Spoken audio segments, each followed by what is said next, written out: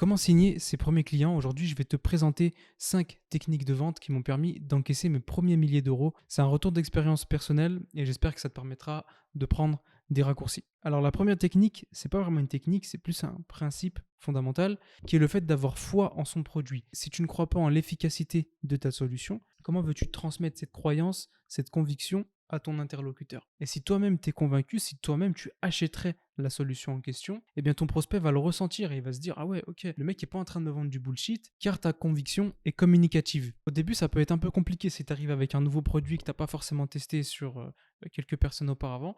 Donc ce qui peut être intéressant de faire, c'est de faire des bêta-tests. Donc que ce soit dans ton entourage ou si tu crées du contenu sur internet, recruter des personnes qui vont vouloir tester ce produit en avant-première pour pouvoir te faire un retour et pour savoir s'il y a vraiment des résultats. Si tu as trouvé la solution, si tu as trouvé le remède, le fait d'avoir tes premiers résultats, ça va vraiment t'aider à être convaincu de ce que tu vends et ton discours va être beaucoup plus fluide, beaucoup plus naturel, beaucoup plus imprégné d'authenticité. Tu ne seras pas là en mode quelle technique de manipulation je vais pouvoir utiliser pour qu'en fait le mec achète mon truc, quelle technique du loup de Wall Street je vais pouvoir recycler dans mon appel de vente à tel moment je vais devoir dire ça et tout. Non, ça, il y a pas mal de gens sur internet qui te nourrissent de ce type de méthodes qui sont tirées de certains livres américains, de certains films, mais qui sont pas forcément adaptés au marché français.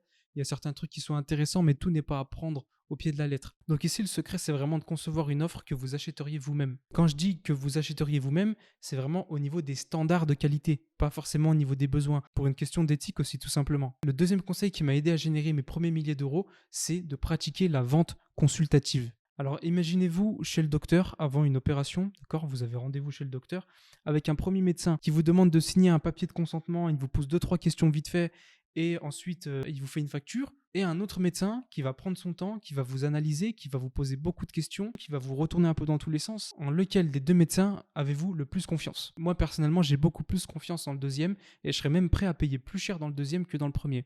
Parce que le premier, tu sais qu'il est là à la chaîne, il enchaîne, il veut encaisser l'échec rapidement.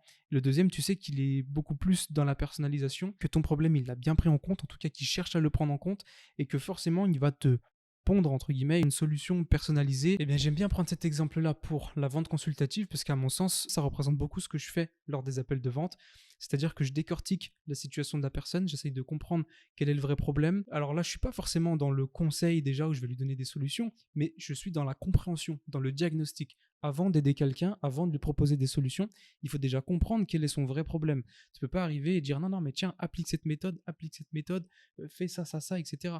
Non, il faut prendre en considération le contexte de la personne, sa situation, sa vraie problématique, ses compétences dans tel ou tel domaine pour voir où est-ce que ça coince. Il faut être consensueux, il faut être précis et la vente consultative permet de le faire. En tout cas, quand vous êtes en face d'un professionnel qui pratique ce type de vente, vous dites ok, le mec c'est pas un charlatan, il sait de quoi il parle, c'est un expert, je lui fais confiance. En tout cas, c'est l'effet que ça me fait et dites-moi en commentaire si ça vous fait aussi cet effet. Et paradoxalement, c'est l'un des conseils que j'entends le moins. Comme je vous disais dans le premier point, je vois pas mal de contenu passer un peu avec des conseils d'américains, avec des techniques de manipulation, de persuasion, comment chercher à convaincre, etc. Comme si en face de vous, vous aviez quelqu'un qui était totalement fermé et qu'il fallait réussir à ouvrir par des techniques un peu sournoises. En vrai, il n'y a pas besoin de tout ça. Dans certaines situations, oui, vous allez avoir besoin d'être agile et penser à utiliser potentiellement certaines de ces techniques, mais à mon sens, ce ne sont pas les 20% qui font les 80% du résultat. Et le fait de pratiquer cette vente consultative va vous permettre de constituer un meilleur diagnostic. Et qui dit meilleur diagnostic dit une meilleure proposition, une meilleure offre. Et qui dit meilleure proposition, meilleure offre, dit beaucoup plus de chances de convertir le prospect. La troisième technique que j'ai utilisée, ça a été de faire preuve d'une grande empathie. Depuis tout à l'heure, je te parle que de capacité humaine, de soft skills, mais c'est parce qu'il s'agit beaucoup de ça en vente et on voit beaucoup de contenu qui parle que des aspects techniques, mais quand tu vends à quelqu'un, en fait, tu vends à un être humain. Il y a une relation qui s'instaure entre vous et mieux la relation se construira et plus facile ce sera pour toi de conclure l'affaire. J'entends empathie, le fait d'écouter plus que de parler. Un petit moyen mémotechnique, deux oreilles, une bouche pour écouter plus que parler. On ne peut pas commencer un appel en parlant directement de ton produit, en parlant directement de ton entreprise et de ses succès. Il faut parler au prospect de lui et de ses problématiques et ensuite présenter l'offre qui va l'aider à régler ses problèmes. Dans un premier temps, si tu commences par te présenter et faire une longue tirade sur ce que tu as fait d'incroyable, on n'est pas là pour ça. On n'est pas là pour ça. De même que dans ce genre de situation, dans ce type d'appel, on peut aussi parfois vous faire des confessions. Moi, j'ai eu plusieurs fois des personnes qui m'ont fait des confessions un peu lourdes parfois, Je me dis, ah ouais, ok, donc on se connaît pas trop. Et donc, dans ces situations-là, il faut bien faire attention de ne pas tomber dans le jugement, ne pas juger, réceptionner l'information et être compréhensif vis-à-vis de ce qu'on partage avec vous, de ne pas le réutiliser de manière douteuse pour faire votre offre derrière ou pour utiliser des techniques de manipulation. De même que ce qui m'a beaucoup aidé dans le fait de faire preuve d'une grande empathie lors des appels de vente, c'est de ne jamais confronter le prospect par rapport à des mauvais choix qu'il aurait fait dans le passé. Quand bien même il les a vraiment faits et que j'analyse au moment où il m'en parle, je me dis ah ouais, c'était un peu un choix pourri, je vais pas lui dire parce que le but c'est pas de le confronter, de le faire ressortir de l'appel et de lui faire comprendre que c'est un moins que rien et qu'il va réussir à rien et que jusqu'à présent il faisait n'importe quoi et que maintenant grâce à vous tout va s'arranger. Le risque que vous prenez c'est de blesser son ego et je connais pas beaucoup de personnes qui vont signer avec quelqu'un qui les a blessés. Donc ça doit ressortir de votre appel, ne pas confronter le prospect à ses mauvais choix du passé, lui faire comprendre que ça fait partie du chemin, que voilà, vous avez accompagné des personnes avec des profils similaires et qu'aujourd'hui vous avez eu tel résultat. Projeter la personne dans le futur avec son objectif atteint plutôt que de le laisser se morfondre dans le passé, de le rabaisser dans le passé avec ses échecs. La quatrième technique, ça a été de créer du contenu sans avoir peur de trop en dire. Il ne faut pas avoir peur d'être généreux dans le contenu. Souvent, on va se dire oui, mais si je donne trop d'informations, comment on va faire la différence entre mes contenus gratuits, mes contenus payants, etc. C'est un faux débat. Les personnes qui payent pour des accompagnements, pour des formations, pour n'importe quel produit, elles ne payent pas pour l'information en tant que telle, elles payent pour vivre une transformation. C'est très important de comprendre ça.